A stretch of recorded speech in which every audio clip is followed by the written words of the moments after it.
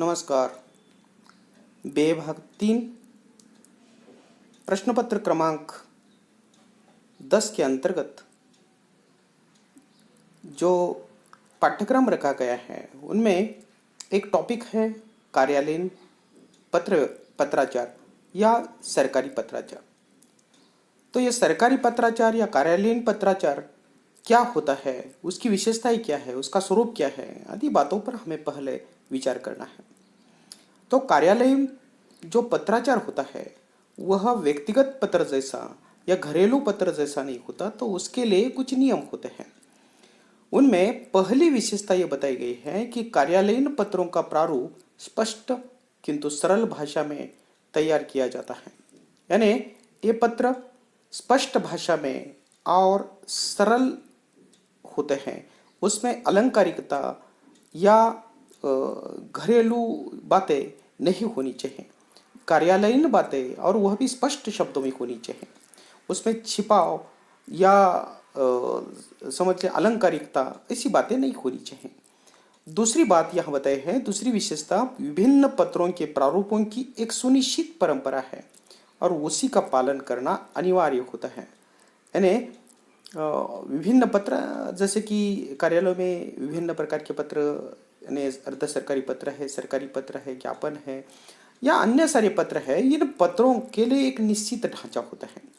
उसके बाहर जाकर अगर समझ जाए वह सरकारी पत्र है तो उसी ढांचे में आना चाहिए कि जैसे हर कार्यालय में वो पत्र लिखा जाता है, उसके लिए एक निश्चित यानी ढांचा तैयार होता है, उसी ढांचे में हर कार्यालय, सरकारी कार्यालय में उसका प्रयोग होना चाहिए। यह नियम है और इसीलिए इन बातों का पालन करना उस पत्र लेखक के लिए, पत्र लिखने वाले के लिए आवश्यक होता है। तीसरी विशेषता यहाँ बताई है, इन पत्रों में तथ्यपरक बातें संदर्भ के साथ रखी जाती हैं। प्रारूप बनाने वाला अपनी इच्छा या मत से उसमें कुछ जोड़ नहीं सकता। यानी तथ्यपरक बातें संदर्भ के साथ रखी जाती हैं, यानी जो बताना है उतनी ही बातों पर वहाँ यानी जोर देना आवश्यक होता है। अनावश्यक आपके मन में जो बात आई, लिखने वाले के मन में जो बात आई वो लिखे या नहीं, या उसे जो लगता है वो भी नहीं लिख सकता। जो आदेश हुआ है, जो निर्णय हुआ है और सर्वसम्मति से हुआ है, उसे लिखना और संदर्भ के साथ उसका उल्लेख करना अनिवार्य होता है। अगली विशेषता यहाँ बताई है कि सरकारी कार्यालयीन पत्र में कई परिच्छेद हो सकते हैं, किंतु पहले परिच्छेद के लिए क्रमांक नहीं लिखा जाता। वह माना जाता है दूसरे को क्रमांक 2 और आगे क्रमशः क्रम संख्या देकर परिच्छेद लिखे जाते हैं। यानी ये तो सरल बात है कि इसमें अगर समझ लीजिए एक से अधिक परिच्छेद हो तो पहले परिच्छेद के लिए कोई नंबर नहीं है, लेकिन आगे जो भी 2 नंबर का परिच्छेद आ जाएगा तो उसे 2 नंबर क्रमांक रखा जाता है और फिर आगे जितने भी यानी परिच्छेद होंगे उसे क्रम से लिखा जाता है। यानी पहले परिच्छेद के लिए क्रमांक 1 नहीं दिया जाता, इतना ध्यान में रखना है। अगली विशेषता यहाँ बताई है, इन पत्रों में उत्तम पुरुष का प्रयोग नहीं किया जाता, वाक्य भी कर्तृवाच्य के नहीं होते। यानी जैसे कि घरेलू पत्रों में मैं अमुक कर रहा हूँ, आप क्या कर रहे हैं, इसी प्रकार यानी मैं शैली में ज़्यादातर ये पत्र लिखे जाते हैं, लेकिन यहाँ ऐसी कोई सुविधा नहीं है। यहाँ तो मुझे ऐसा आदेश हुआ है या हमारे कार्यालय में यह निर्णय हुआ है, यह बातें यहाँ लिखना अनिवार्य होता है। वहाँ किसी प्रकार यानी मैं शैली में या उत्तम पुरुष में नहीं लिखा जाता, तो ज़्यादातर इसमें अन्य पुरुष का प्रयोग किया जाता है। और इसके बाद अंतिम विशेषता बताई, कई पत्रों के लिए पृष्ठांकन किया जाता है। यानी अगर एक ही पत्र अगर 2 पन्नों का वगैरह है तो उसके लिए पृष्ठ क्रमांक 1, 2 जितने भी है उसका उल्लेख किया जाता है, तो पृष्ठांकन किया जाता है। तो ये बातें अगर आपकी समझ में आई हैं तो सरकारी कार्यालय के अंतर्गत जितने सारे पत्र है वे पत्र लगभग 16 पत्रों के नमूने यहाँ दिए हैं, लेकिन इनमें से 5 ही पत्र आपके अध्ययन के लिए हैं। इसलिए ये जो अर्ध सरकारी पत्र है, कार्यालय ज्ञापन है, कार्यालय आदेश, अनुस्मारक, गोपनीय पत्र, मंजूरी, स्वीकृति पत्र, पृष्ठांकन, सूचना, परिपत्र, अधिसूचना, संकल्प, गजट, प्रेस नोट, निविदा, सूचना, तार, मितव्यय पत्र आदि जो पत्र के नमूने हैं, इन नमूनों इन पत्रों के नमूनों के बावजूद भी आपके अध्ययन के लिए ये पूरे के पूरे पत्र नहीं है, इसलिए कार्यालय ज्ञापन, उसके बाद कार्यालय आदेश, अनुस्मारक पत्र, उसके बाद सूचना, परिपत्र आदि 5 ही पत्र आपके अध्ययन के लिए हैं। तो एक एक करके इन पत्रों पर हम विचार करने वाले। पहले हम विचार करने वाले हैं कार्यालय ज्ञापन पर। अब देखिए, कार्यालय ज्ञापन के लिए अंग्रेजी में ऑफिस मेमोरेंडम कहा जाता है। तो यह कार्यालय ज्ञापन या ऑफिस मेमोरेंडम क्या होता है, किस उद्देश्य से लिखा जाता है, इसका ढांचा कैसे होता है, आदि बातों पर हमें विचार करना है। तो यह कार्यालय ज्ञापन जो है अन्य मंत्रालयों कार्यालयों से पत्र व्यवहार के लिए किया जाता है। अपने संबद्ध और अधीनस्थ कार्यालयों के साथ पत्र व्यवहार के लिए भी इसका प्रयोग किया जाता है। अपने विभाग के कर्मचारियों से सूचना मंगाने अथवा उन्हें सूचना देने के लिए भी इसका प्रयोग किया जाता है। अर्थात आपकी समझ में आया होगा कि अन्य मंत्रालयों या कार्यालयों से पत्र व्यवहार करना है। जैसे कि समझिए कोई गृह मंत्रालय है तो अर्थ मंत्रालय के साथ अगर पत्र व्यवहार करना है तो कार्यालय ज्ञापन का प्रयोग किया जाता है। अपने संबद्ध अधीनस्थ कार्यालयों के साथ पत्र व्यवहार करना है, जैसे कि समझिए गृह मंत्रालय और वह महाराष्ट्र सरकार का गृह मंत्रालय अगर अपने अधीनस्थ होने वाले या दिल्ली का गृह मंत्रालय अपने अधीनस्थ होने वाले राज्य सरकार के गृह मंत्रालयों को पत्र लिख रहा है तो उनके लिए भी इसका प्रयोग होता है। अपने विभाग के कर्मचारी यानी समझ लीजिए महाराष्ट्र सरकार या भारत सरकार का गृह मंत्रालय है और उसके अंतर्गत पूरे मंत्रालय के अंतर्गत जो छोटे छोटे विभाग हैं उन विभागों के लिए भी अगर पत्राचार करना है तो इस पत्र का प्रयोग किया जाता है। ये बात आपको ध्यान में रखनी है। इस पत्र का जो ढांचा है उस ढांचे के बारे में ध्यान में रखिए कि यह कार्यालय ज्ञापन जो है, इस कार्यालय ज्ञापन के अंतर्गत पहले ऊपर पत्र संख्या लिखी जाती है और पत्र संख्या ने समझिए उस कार्यालय का जो पत्र क्रमांक है पूरे बरस में, जैसे कि समझ लीजिए 1 अप्रैल से उनका वर्ष शुरू हो जाता है या 1 जनवरी से शुरू हो जाता है तो वहाँ से लेकर दिसंबर तक या अप्रैल से शुरू हुआ है तो 31 मार्च तक जितने भी पत्र उस कार्यालय के द्वारा जा रहे हैं तो उसके लिए क्रम संख्या दी जाती है उनके अपने निर्णय के अनुसार, या समझिए उसके साथ साल भी जोड़ा जाता है, वर्ष भी जोड़ा जाता है। तो इसी प्रकार यह संख्या जो उनकी है वो संख्या वहाँ लिखी जाती है। उसके बाद भारत सरकार और रक्षा मंत्रालय, यहाँ अगर समझिए राज्य सरकार का है तो महाराष्ट्र सरकार रक्षा मंत्रालय या महाराष्ट्र सरकार गृह मंत्रालय, इसी प्रकार लिखा हुआ होगा। उसके नीचे पता होता है जैसे कि स्थान नई दिल्ली और दिनांक। तो ये ऊपर क्या लिखा जाता है आपकी समझ में आया होगा। इसके बाद कार्यालय ज्ञापन लिखा जाता है। ऊपर जो कार्यालय ज्ञापन का नमूना लिखा है यह आपको परीक्षा में नहीं लिखना है या वो पत्र बनाते वक्त नहीं लिखा जाता, आपकी जानकारी के लिए वो दिया है।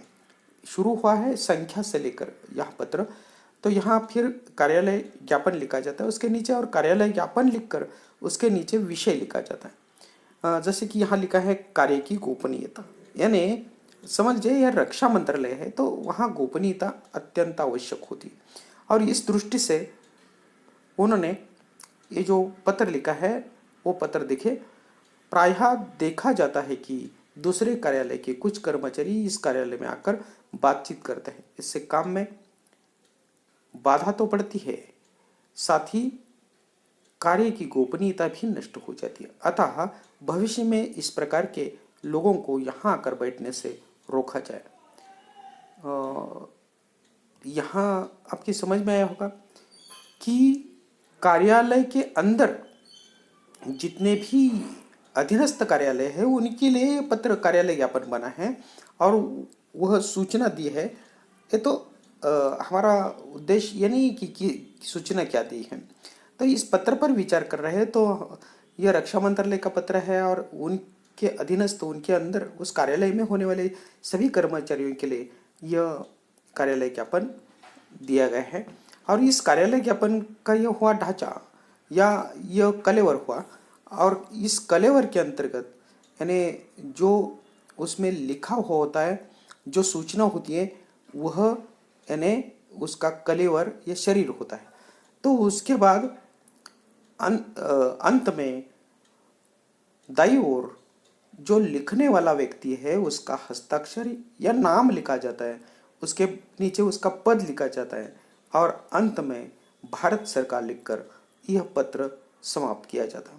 तो आपकी समझ में आया होगा, पहले संख्या, फिर भारत सरकार, भारत सरकार, फिर भेजने वाला मंत्रालय, फिर स्थान और दिनांक, और ये लिखने के बाद कार्यालय ज्ञापन नामक शीर्षक, फिर विषय, किस विषय पर यह पत्र लिखने वाले हैं वो विषय, फिर उस पत्र का कलेवर, जो सूचना देनी है वो 3-4 पंक्तियों में जितना भी विश्लेषण है उसके अनुसार, और अंत में दाईं ओर लिखने वाले अधिकारी का नाम, स्वाक्षरी और नीचे उसके पद का और उल्लेख करके भारत सरकार लिखा जाता है। तो यह कार्यालय ज्ञापन आपकी समझ में आया होगा। यह कार्यालय ज्ञापन अगर समझ में आया है तो आपके अध्ययन के लिए कुछ प्रश्न यहाँ दिए हैं, उन प्रश्नों को हल करना है। कार्यालय ज्ञापन के बाद हम कार्यालय आदेश पर विचार करने वाले हैं, यानी इसे अंग्रेजी में ऑफिस ऑर्डर कहा जाता है। आंतरिक प्रशासन के बारे में अनुदेश जारी करने के लिए कार्यालय आदेश का प्रयोग किया जाता है।